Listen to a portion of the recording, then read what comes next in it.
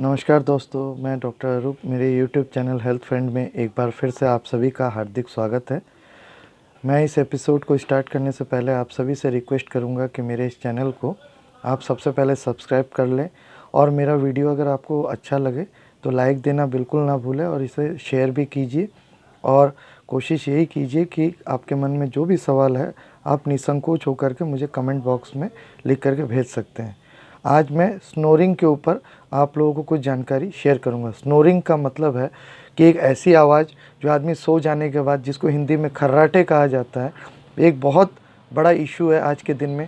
लोग ट्रैवलिंग करते हैं, ट्रेन में जाते हैं या किसी रिश्तेदार के वहाँ पे भी जाते हैं, तो एक ही कमरे में अगर दो लोग सोए हुए हैं तो एक अगर खर्राटे लेने की किसी को आदत है तो दूसरे इंसान को डिस्टर्बेंस फील हो जाता है। खर्राटा जो है, स्नोरिंग जो है, वो नाक और मुंह से नींद की हालत में एक विकट प्रकार की आवाज़ को ही कहा जाता है। इस प्रकार के मरीजों के कुछ लक्षण मैं आप लोगों को सामने बताने जा रहा हूँ। अक्सर देखा गया है कि वो इंसान ओवरवेट है अपने एज और हाइट के हिसाब से। उनको डिफ़िकल्टी होता है कंसंट्रेशन में, मॉर्निंग में हेडेक की शिकायत रहती है, गले में कई बार दर्द जैसा अनुभव महसूस होता है, उनको नेज़ल कंजेशन की समस्या रह सकती है, मतलब नाक बंद होना या कोल्ड या जुखाम या एलर्जी, स्नीजिंग टाइप छींकना या साइनसेस की प्रॉब्लम हो सकता है। रेस्टलेस स्लीप, उनको अच्छे से नींद नहीं आने का एक दोष अक्सर देखा गया इस तरह के मरीजों में।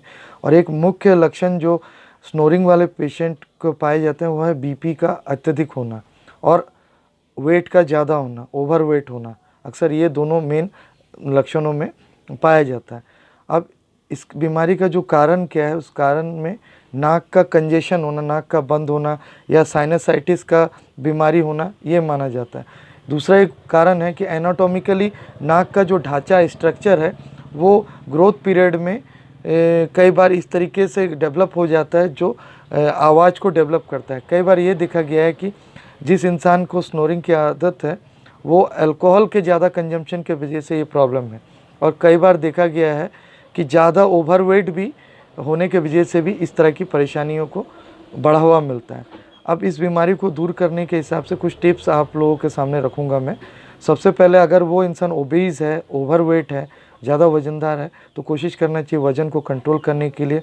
नींद को जो है अच्छे से लेने के लिए जो है बेड का जो स्ट्रक्चर है, हेड के साइड को थोड़ा सा ऊंचा रखना चाहिए।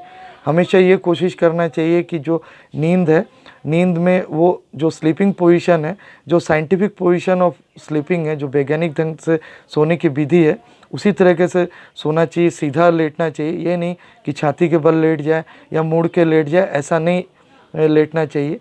हमेशा ये कोशिश करना चाहिए कि अगर वो स्मोकिंग ज़्यादा कर रहा है या अल्कोहल ले रहा है और उसको स्नोरिंग का दोष है तो अल्कोहल और स्मोकिंग को बिल्कुल ही बंद कर देना चाहिए। अक्सर ये देखा गया है कि जो लोगों को ये स्नोरिंग की आदत है खर्राटे लेने की, उनका नींद पूरा नहीं होता है। तो नींद को पूरी तरह से लेने का ये कोशिश करना चाहिए। अगर जब भी समय मिल जाए तो अच्छे से नींद को फुलफ़िल कर लेने से ये दोष चला जाता है। तो मैं उम्मीद करता हूँ जो जानकारी मैंने आप तक इस बीमारी से या इस डिसऑर्डर से संबंधित रखा है, जिसे स्नोरिंग या खर्राटे कहा जाता है, आप अपनी ज़िंदगी में अगर आपको ये दोष है तो अप्लाई कीजिए। तो मुझे उम्मीद है आपको पक्का रिस्पांस मिलेगा। इसके अलावा भी अगर आपको स्नोरिंग के लिए कुछ इलाज की आवश्यकता है और कुछ ऐसी समस्या है नाक से रिलेटेड या साइनसाइटिस का वजह से स्नोरिंग हो रहा है, तो आप ज़रूर अपने नज़दीक के डॉक्टर से आकर के मिल सकते हैं।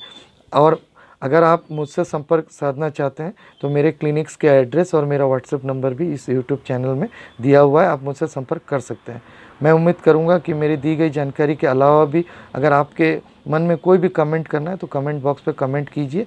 वीडियो पसंद आए तो लाइक एंड शेयर करना बिल्कुल ना भूलें। धन्यवाद। जय हिंद।